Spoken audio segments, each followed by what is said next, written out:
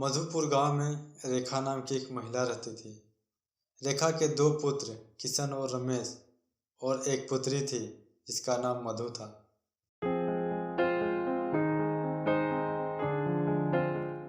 किशन के पिता अब नहीं रहे, उन्हें गुजरे कई साल हो गए। बड़ा बेटा होने के नाते घर चलाने की जिम्मेदारी किशन की थी। नदी नाले के अभाव में खेती का हाल बेहाल था। ऐसे में काम के लिए किशन को शहर जाना पड़ा। साल भर 6 महीने में वह शहर से घर आता। वहाँ किशन की मुलाकात सुजीत से होती है। धीरे धीरे दोनों की दोस्ती गहरी हो गई। किशन भाई, मैं 10 दिन के लिए गांव जा रहा हूँ, अपना ध्यान रखना। कब निकल रहे हो तुम? कल सुबह निकल रहा हूँ। सुनो ना, मेरा एक काम कर दोगे क्या? कहो ना भाई, क्यों नहीं करूँगा? तुम्हारा काम मेरा काम है, तुम हुक्म तो करो।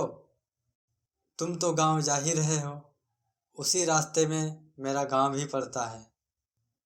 शहर में मैंने अब तक जो कमाया तुम्हें दे देता हूँ, तुम मेरे घर में जाकर इसे दे देना।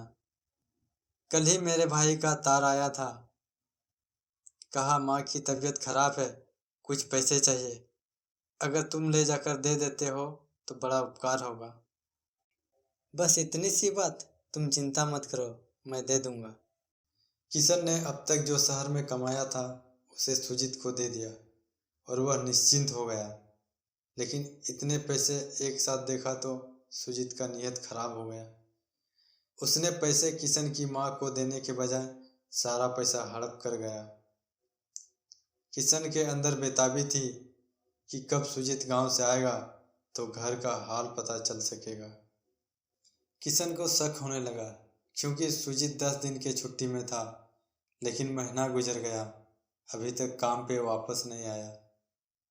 बेचैनी इतनी बढ़ी कि घर आना पड़ा।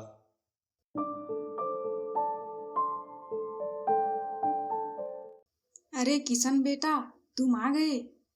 हाँ माँ, मैं आ गया। बहुत अच्छा किया बेटा, महीने बीत गए तुम्हें देखे हुए। माँ, मधु और रमेश दिखाई नहीं दे रहा है। दोनों बाहर खेल रहे हैं।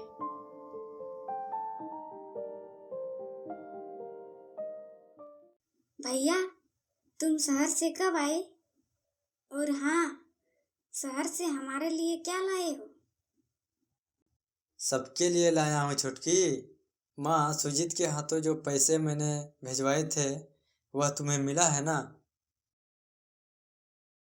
पैसे? कौन से पैसे बेटा? मुझे कोई पैसे नहीं मिले। क्या, तुम्हें कोई पैसे नहीं मिले? माँ, मेरे 6 महीने का खून पसीना था उसमें। अब तो यकीन हो गया था सुजीत ने विश्वासघात किया है। इस घटना से किशन और उसका परिवार काफी दुखी था, और होता भी क्यों नहीं। माँ का इलाज और बहन की शादी भी करनी है। खैर किशन समझ गया था एक दुश्मन से ज्यादा घातक धोखेबाज दोस्त होता है। इतना सब होने के बाद भी किशन नहीं टूटा।